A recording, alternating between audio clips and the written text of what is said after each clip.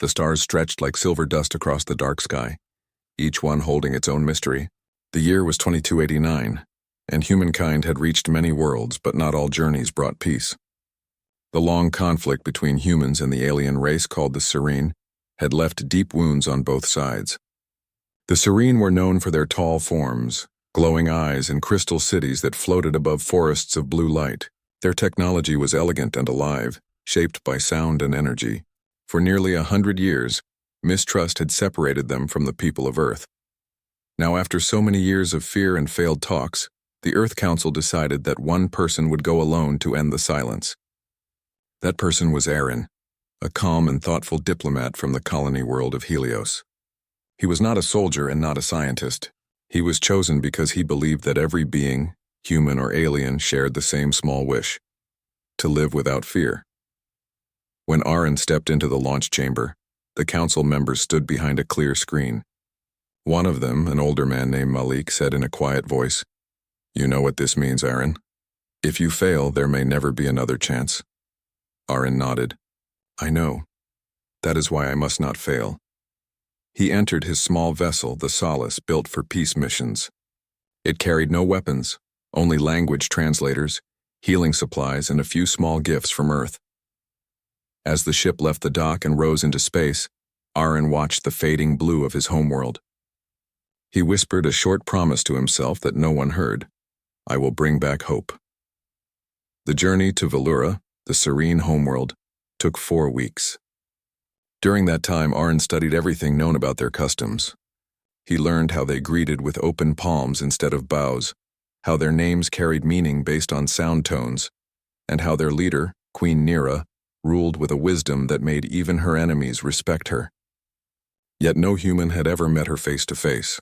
Velura came into view like a shining gem surrounded by silver clouds.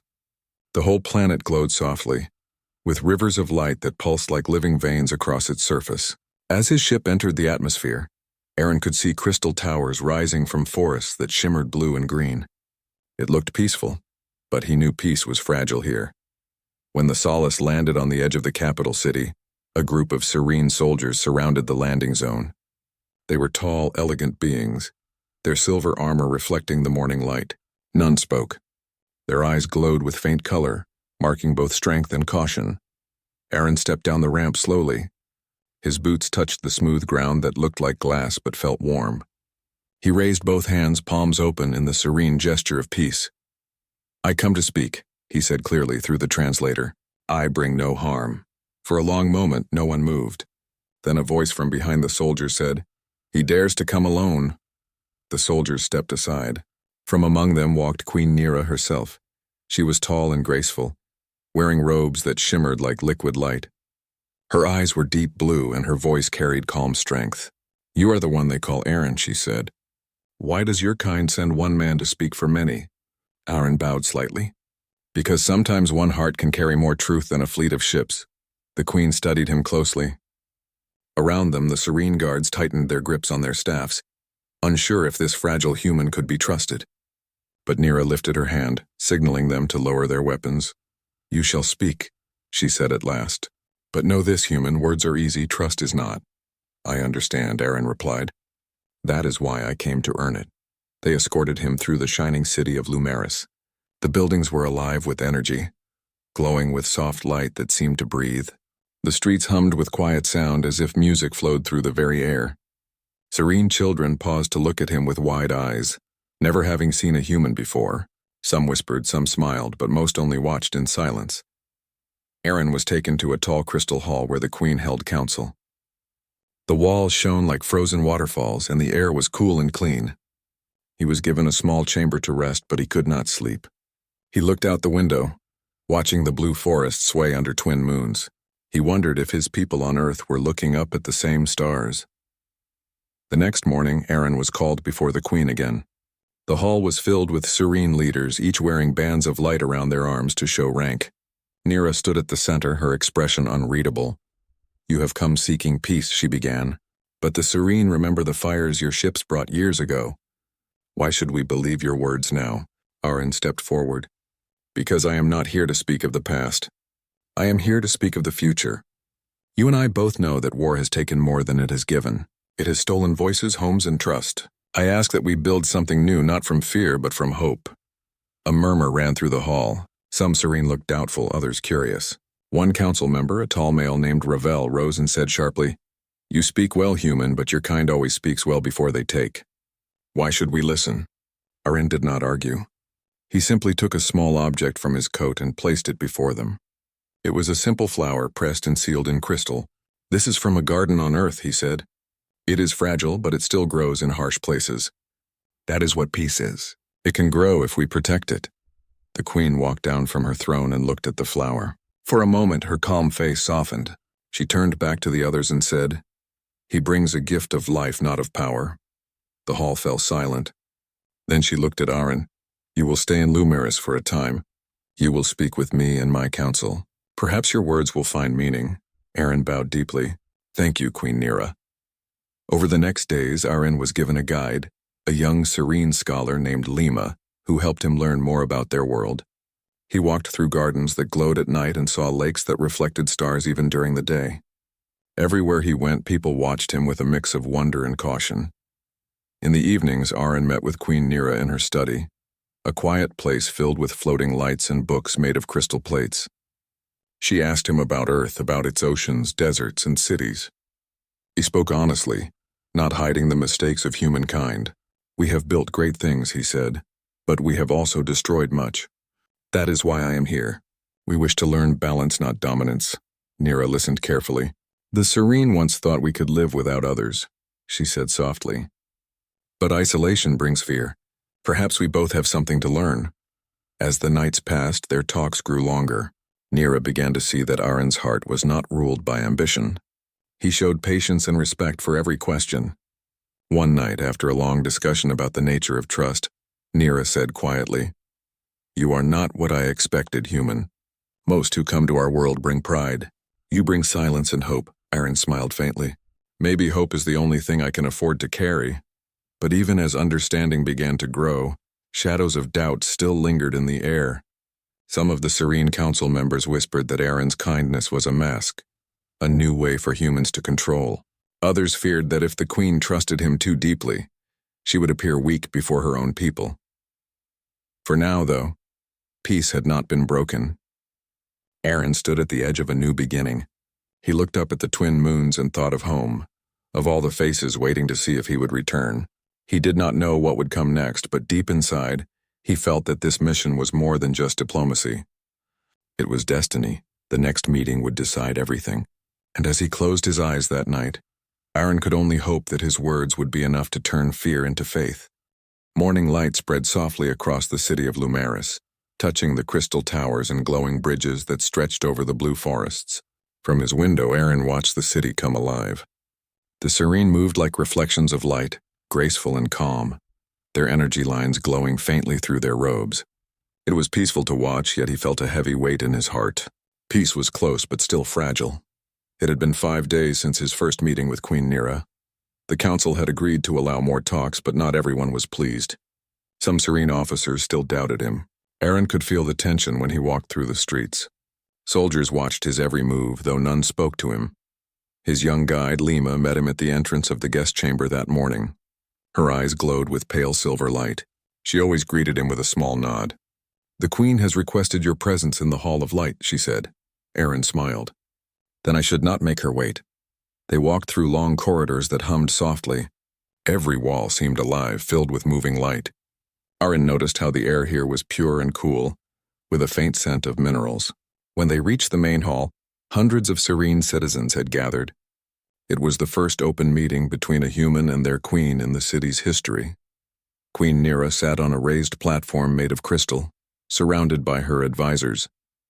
Her calm eyes met Arin's as he entered. He bowed slightly and she gave a small nod.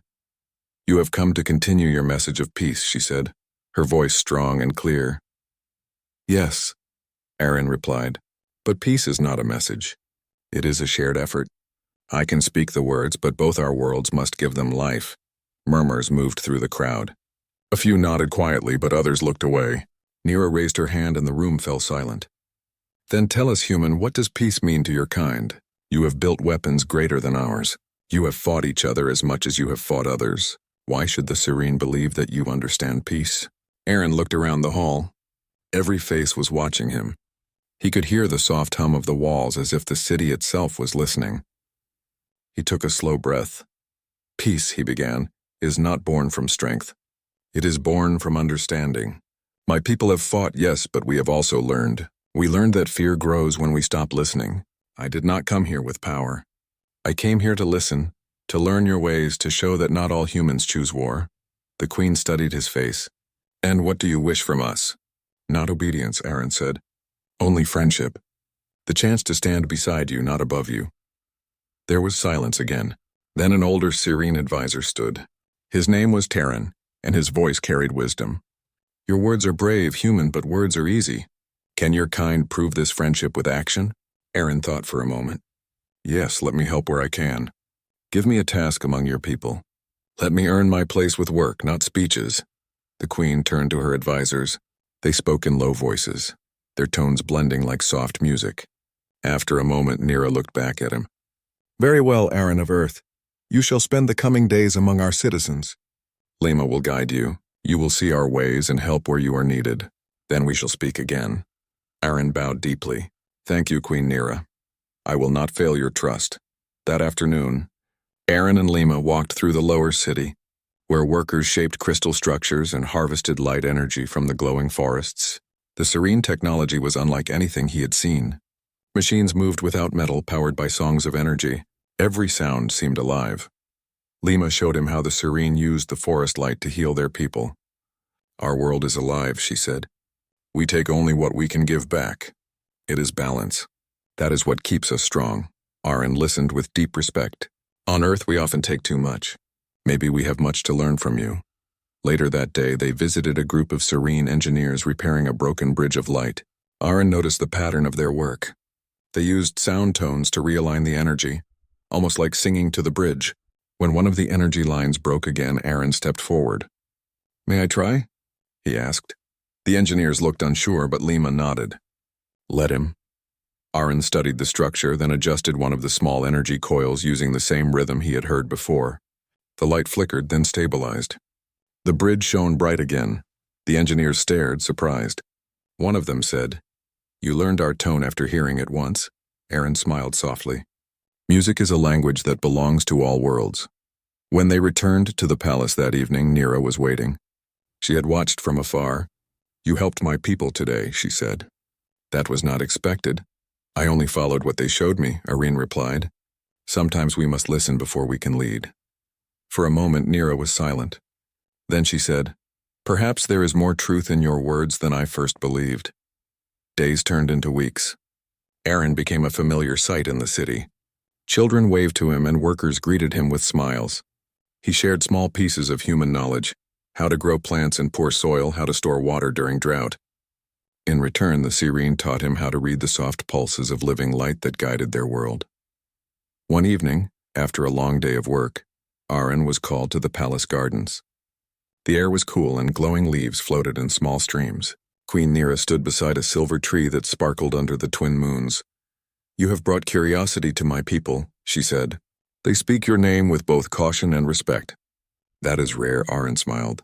Maybe respect begins with caution. Trust takes time, Nira turned to him. Do you trust us, Aaron? He nodded slowly. Yes, because I see no hate in your eyes, only care for your world. And I wish to protect that too. The queen looked thoughtful. You speak of protection as if it is your duty. It is, Aaron replied. Not as a human, but as someone who wishes to see beauty live. They stood in silence for a while. The sound of the glowing river filled the air. For the first time, Nira looked at him not as a visitor, but as someone who understood her burden. Before they parted, she said quietly, You are not what I imagined. Perhaps I too have much to learn. The next morning, disaster struck the city. A wave of unstable energy swept through the southern district after a mining crystal cracked deep underground. Buildings trembled, and the light bridges began to fail. Aaron, who was meeting with Lima nearby, heard the alarms. Without thinking, he ran toward the danger. Serene children were trapped in a collapsing structure. Aaron rushed inside, ignoring the falling shards. The air shimmered with heat and energy. He found the children hiding under a fallen beam. "Come on," he said gently. "Stay close." With great effort, he lifted the beam enough for them to crawl out. The moment they reached the open street, the tower behind them gave way. A burst of blue light filled the air. Aaron shielded the children with his own body. When the light cleared, he was on the ground, his arm bruised, his clothes torn, but the children were safe. The people of Lumeris gathered around, silent. Queen Nera arrived moments later, her face pale with shock.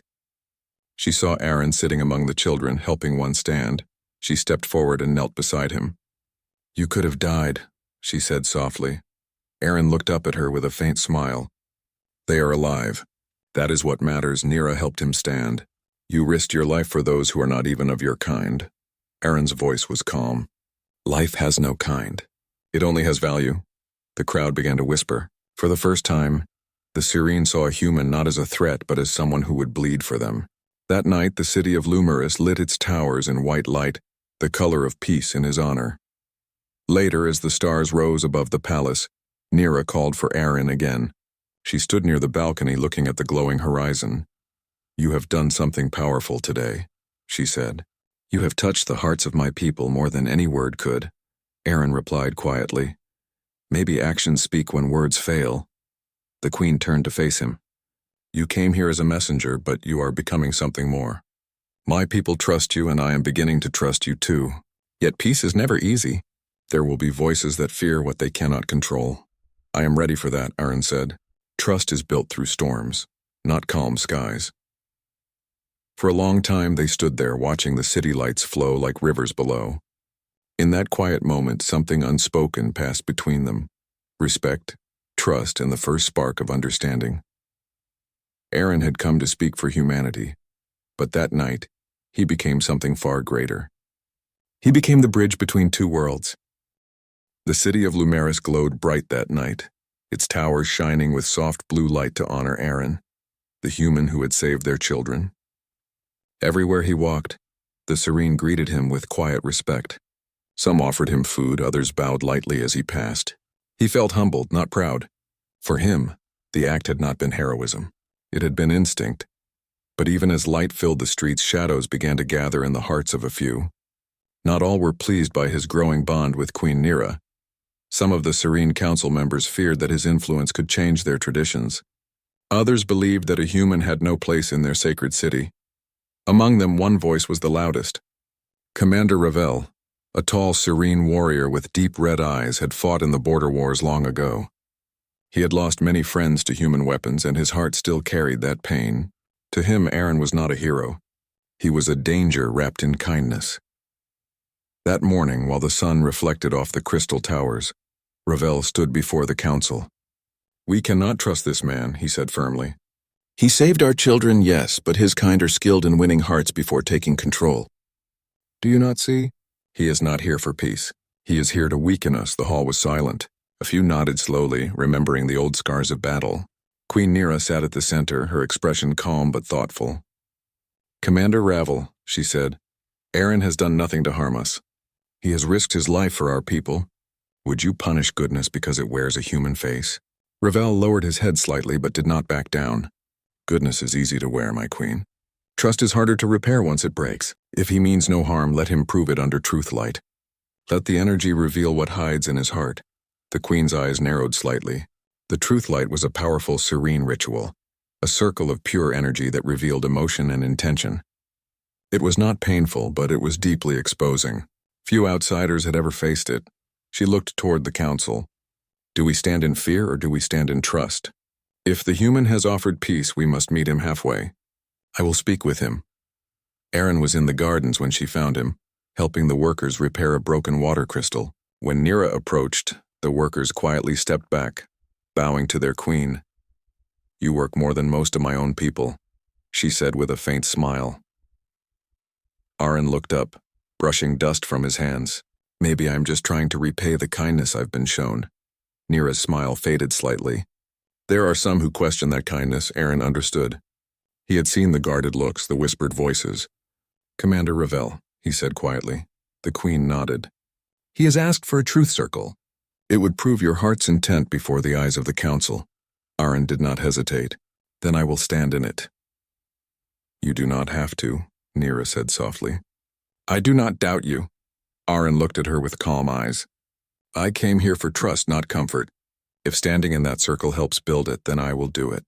For a moment, Nira said nothing. She only looked at him, her gaze steady and full of quiet respect. Then she nodded. Very well. The ritual will take place at dusk. As the twin suns of Velura sank below the horizon, the hall of light filled once again. The truth circle shone in the center, a ring of floating crystals that pulsed with living energy. The council gathered and citizens watched from the balconies above. Aaron stepped forward calmly. He had changed into simple robes the color of white and gray. The energy from the circle made his hair move slightly as if touched by wind. Queen Nira stood beside him. When the light touches you, speak only truth, she said gently. Do not resist it. I will not, Aaron replied. The circle came alive. Lines of light spread across the floor surrounding him. A hum filled the air, deep and steady. The light climbed around his body like mist. Nira spoke first. Human, why have you come to Velura? Aaron's voice was calm. To build peace between our worlds. The light flickered, then steadied. The council watched carefully. Commander Ravel stepped forward. Have you come to control us? To learn our secrets for your kind? Aaron shook his head. No, I came to understand you. To show that we can exist together without fear. Again, the light stayed steady. There was no sign of deceit. The energy of the circle responded only to truth. Ravel frowned. Do you wish to rule beside our queen? Aaron looked directly at him. No. I wish to stand beside her as a friend, not as a ruler. The light brightened, glowing pure white. The people murmured. Even those who doubted began to lower their heads. Nira stepped forward last. And what do you truly seek, Aaron of Earth? Aaron looked at her, his eyes gentle. I seek to see the day when your people and mine no longer look at each other as strangers. I seek a future where our children do not remember the word war. The hall grew silent. The circle glowed brighter than ever, wrapping him in pure light. The energy pulsed like a heartbeat, calm and steady. When it faded, the queen spoke softly.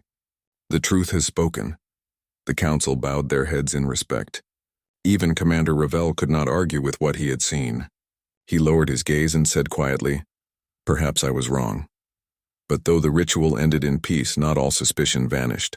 Ravel's pride could not forget the faces lost in the war. He would not act now, but his doubt still lived deep within. In the days that followed, Aaron continued his work with quiet dedication.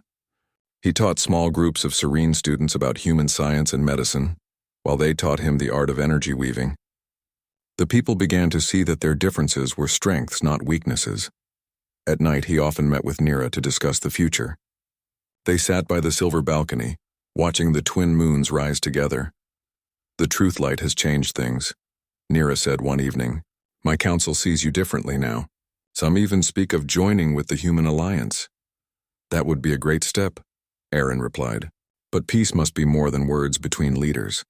It must live in the hearts of our people. She nodded. You are right. We can write all the treaties we wish, but if our people still carry fear, then nothing truly changes. They sat quietly for a while, listening to the soft wind that moved through the glowing leaves. Do you miss your home? Nira asked suddenly. Aaron smiled faintly. Yes, sometimes. But when I look at this sky, I feel that home is not just one place. It is any place where peace can grow. Nira looked at him with quiet admiration. She had met many diplomats in her life, but none like him. He spoke not as a politician, but as someone who carried peace like a living flame inside. One morning, word reached them that a human supply ship had entered serene space by mistake. Panic spread quickly through the city. Old fears woke again. Many thought it was an attack. Aaron hurried to the council hall where commanders were already preparing defense orders. Stop, he said firmly. Do not fire! It could be an error. Ravel turned sharply. And if it is not? Do you wish to gamble our world on trust? Trust is not a gamble, Aaron replied. It is a choice. Queen Nira entered then, her voice steady. Aaron is right. We will send a signal first. If they answer with peace, we will not strike. The room went silent. No one dared argue with her. The signal was sent. For several minutes there was no reply. The silence felt heavy. Then a human voice came through the comms, clear and respectful. This is Captain Hera of the vessel Dawnlight. We apologize for crossing the boundary. Our navigation failed. We request permission to correct course. Relief spread across the hall. Nira turned to Aaron. You were right again. Aaron exhaled slowly. Maybe today peace won one more small battle. That night, as the danger passed, Nira and Irene met again on the balcony. The air was cool, the stars bright above. You continue to surprise me, Aaron, Nira said. Every time I think I understand you, you show me another side. Aaron smiled softly. Maybe that is the same for both of us. They stood in silence for a while, the wind gently moving her long robe. Below them, the city glowed in soft colors of gold and blue. Finally, Nira spoke. The council will hold a great assembly in 3 days. They wish to discuss an alliance between our worlds. I will ask you to speak. Aaron nodded. It will be an honor. You have given my people hope, she said. But hope can be fragile. Protect it well. I will, Aaron said quietly, even if it costs me everything. For the first time, Nira's eyes softened with emotion. Do not speak of loss, Aaron, speak of light. He looked at her, the twin moons reflecting in his eyes. Then we will make sure it never fades. That night, as they stood under the silver sky, the shadows that once divided their worlds began to lift. Yet in the quiet corners of the city, some hearts still whispered doubt. And from those whispers, a storm would soon rise. The twin moons of Velura rose over Lumeris, casting silver light across the crystal towers and glowing streets. The city was calm, yet beneath the peace tension lingered. Word had reached the council that a human warship was approaching serene space, unaware of the fragile negotiations in progress. Panic spread quickly through the palace. Serene commanders gathered in the Hall of Light, their energy lines glowing brighter than usual. Commander Ravel paced back and forth, his red eyes flashing. This is no mistake. Humans always bring conflict with them. If we do not strike first, our people will suffer. Queen Nira entered calmly, her presence commanding silence. The humans may not know our boundaries, she said. We will confirm before we act. Aaron, what do you suggest? Aaron stepped forward, his expression steady. We cannot risk peace for fear. I will go to the human ship myself and explain. If they see our intentions, no blood needs to be spilled, the council murmured. Some were hesitant, others skeptical. Nira's voice cut through the whispers. It is his decision to make. He knows what is at stake, Aaron nodded. Then I will take responsibility. By the time Aaron reached the landing bay, the human vessel Dawnfire hovered above the atmosphere, its hull gleaming under the twin moons. Sensors had already identified him as the diplomat. Still, the ship's automated systems did not allow him to board freely. He took a deep breath and stepped into the serene flyer that would take him to the human ship. The engines hummed like a quiet heartbeat, and the city fell behind him. The wind above the clouds carried a faint shimmer of energy from Velura's forests, as if the planet itself was watching. When he approached the Dawnfire, a voice came through the comms. Identify yourself. Aaron raised the signal from Queen Nira, the symbol of her trust glowing on his chest. I am Aaron of Earth. I come with peace from Velura. Do not fire. The human captain hesitated, then slowly opened the docking bay. Aaron boarded the ship, feeling the tension in every corner. Soldiers were ready with weapons, but he raised his hands in calm assurance. I come not as an enemy, he said. I come to prevent one. Captain Hera, a tall woman with sharp eyes, stepped forward. Explain yourself quickly. Why should we trust you? Aaron spoke honestly. I am here because Queen Nira and I wish to prevent conflict. Your ship crossed into serene territory by mistake. Nothing more. I ask only that you leave peacefully and return to your course. Hera studied him, then glanced at the crew. Can you prove this? Aaron lifted the Queen's crest. The crystal symbol glowed with energy, a sign that she had given him full trust. This is proof of my authority here, he said. We wish only peace. For a moment the ship was silent. Then Hera nodded slowly. Very well. Prepare to turn around. No shots fired, Aaron exhaled. Thank you. Back in Lumeris, the council and citizens waited anxiously. When Aaron returned, the city erupted in quiet joy. People lined the streets, waving and offering small gifts. Children ran alongside him, their eyes bright with wonder. Queen Nira approached him in the Hall of Light, her face calm but glowing with pride. You have done what none of us could, she said softly. You have prevented a battle before it even began. Aaron bowed. I only followed what you taught me. Trust must be shown, not commanded. The Queen's eyes softened. You have brought more than peace, Aaron. You have given hope. The next days were filled with preparation for a grand assembly. Humans and Serene would meet together for the first time in Valura's history. Aaron helped coordinate the details, ensuring that both sides felt safe and respected. He walked through the glowing streets, speaking to citizens on both sides, listening to their fears and calming their doubts. Ravel watched quietly. Though he had witnessed the humans' courage and honesty, he remained suspicious, yet even he could not deny the change in the city. The people were no longer afraid. They had begun to hope. One evening, Aaron met Nira in the palace gardens. The glowing trees swayed gently in the cool night air. "The assembly is tomorrow," she said. "The council hopes you will speak. Your words must carry the trust you have built." Aaron nodded. "I will speak only what I have seen and learned. The future must be built on truth, not promises alone." Nira looked at him thoughtfully. "You are more than a diplomat. You are becoming a bridge between our worlds," Aaron smiled faintly. "Then I hope the bridge holds even when storms come." She reached out, touching his hand briefly. "It will if we walk it together." The next morning, the assembly hall filled with humans and Serene. The building glowed with soft light that reflected from the crystal walls. Aaron stepped forward, feeling the weight of history upon him. He began with honesty. "People of Earth and Valura, today we stand together not as strangers but as neighbors. For centuries, fear has guided our steps. We have built walls, not bridges. But today we have the chance to change that." The crowd listened in silence, some with hope, some with doubt. "We have learned from our mistakes," Aaron continued. "The human and the Serene must work together, not against each other. Trust is not a gift. It is earned through action. I have seen your world, your beauty, and your wisdom. I have seen your courage and your care. I ask that we join hands not as rulers and subjects but as equals." Queen Nira stepped forward, her voice calm but strong. "We have watched this human with care. He has risked life and comfort to understand us. His actions speak louder than any treaty. Today we choose to extend our hand in friendship." She reached out to Aaron, and the assembly watched as he took her hand. The gesture was simple, yet it spoke louder than words. Humans and Serene alike felt the weight of history shift. The hall erupted in applause, but it was not loud or chaotic.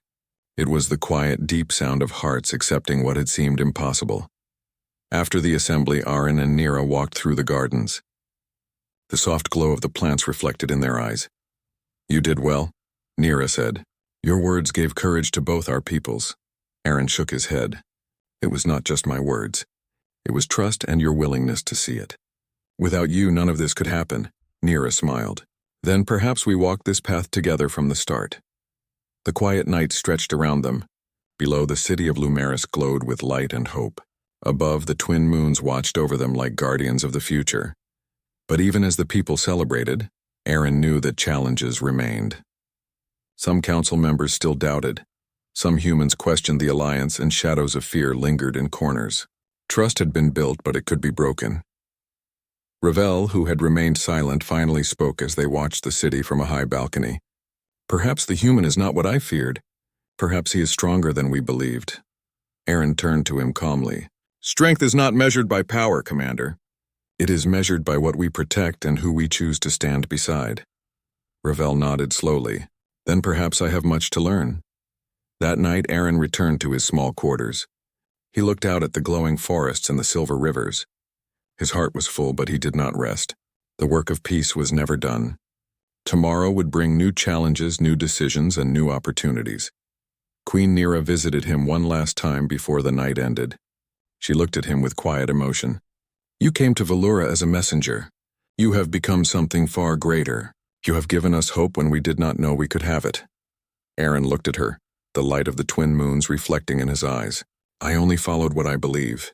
Hope is stronger than fear." She reached out again, and for a moment their hands met. It was a simple touch, yet it spoke of trust, understanding, and the beginning of something far larger than either of them. The city slept beneath them, but its heart had awakened. The people of Lumeris and the humans who had traveled here began to imagine a future where peace was not fragile, but real. Aaron and Nira stood together, knowing that tomorrow and the days after would be full of work and challenge. Yet for the first time, both felt that hope was no longer just a dream. It was alive, glowing like the crystal towers around them. The morning sun touched the city of Lumeris with a warm glow, reflecting softly from the crystal towers.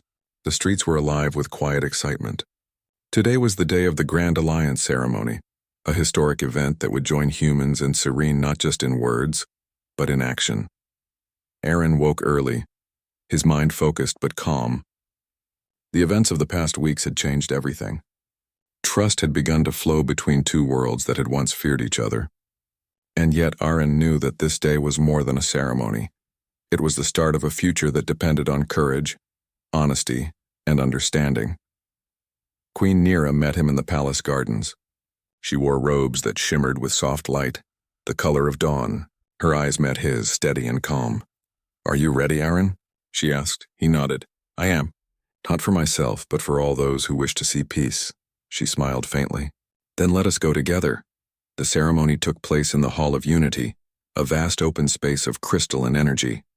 Citizens from Velura and humans who had traveled with Aaron filled the hall.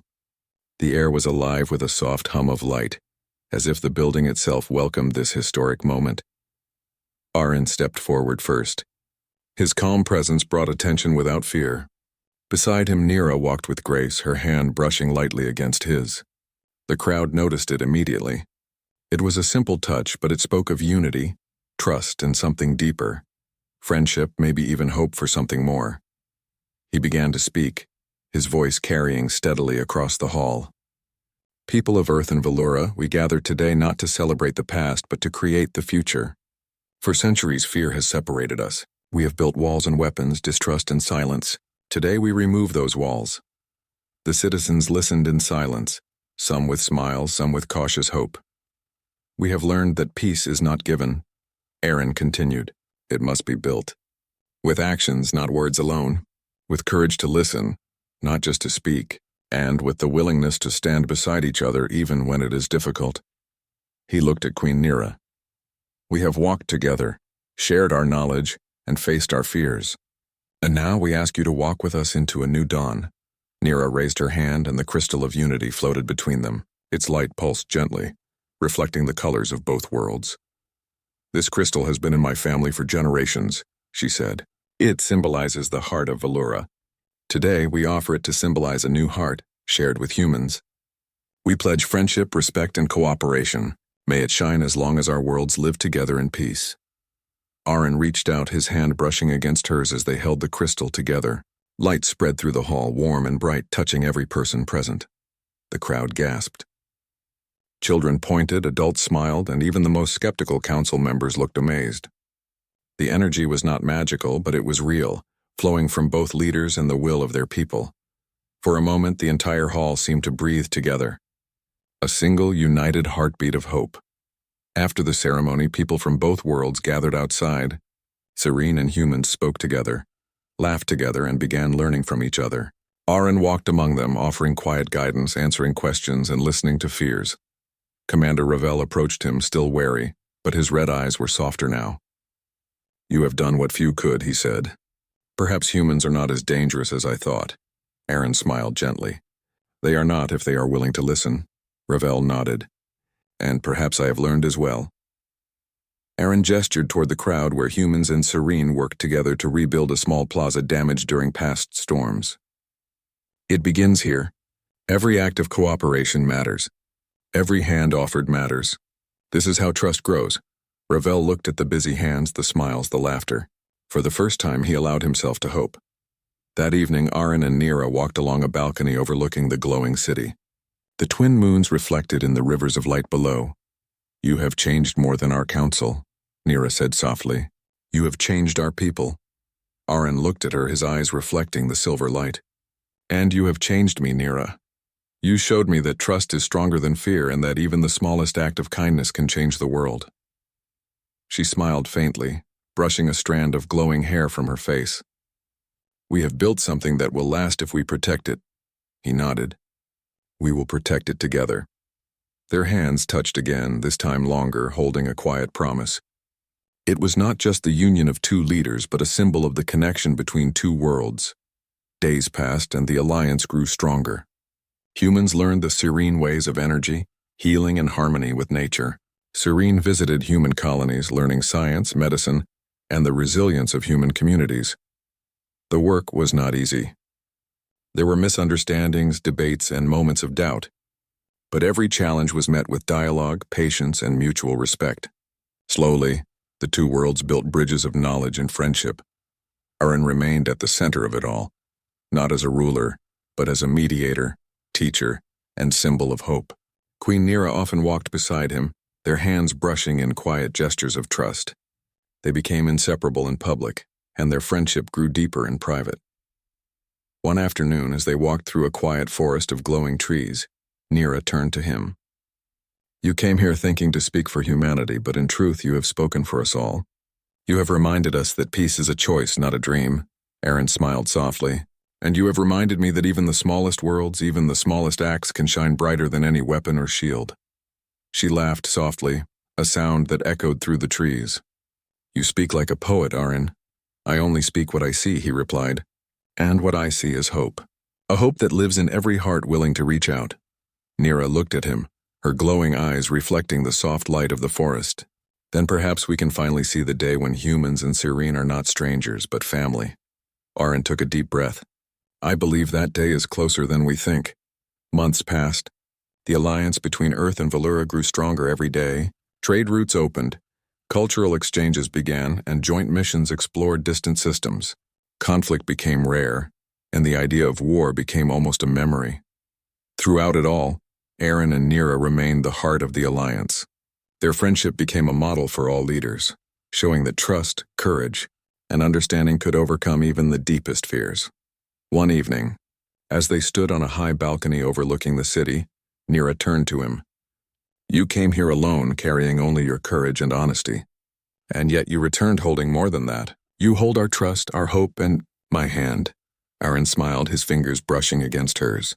"I hold it carefully, for it is the symbol of what we have built together, and I will never let go." Nira's eyes softened, a rare expression of vulnerability on her composed face. "Then perhaps this is the true beginning, not just of peace between our worlds, but between us." The twin moons shone above them, reflecting in the crystal towers below. The city glowed softly, a living symbol of what could be achieved when courage and trust guided every step. Aaron and Nira stood together, hand in hand, feeling the quiet power of unity. They had faced fear, doubt, and centuries of mistrust, and now as the stars shone above, they understood that peace was not a gift nor a prize. It was a choice, and they had chosen it together. In the months and years that followed, their story became legend. Children on Valura and Earth grew up knowing that one human and one serene queen had dared to trust each other. They had shown the universe that understanding and courage could build bridges stronger than any wall.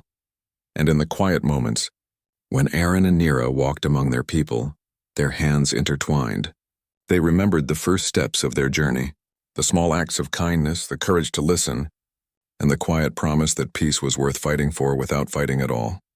The dawn of unity had arrived, not with weapons, not with treaties alone, but with hearts open and hands joined. The worlds of Earth and Valura would never be the same again.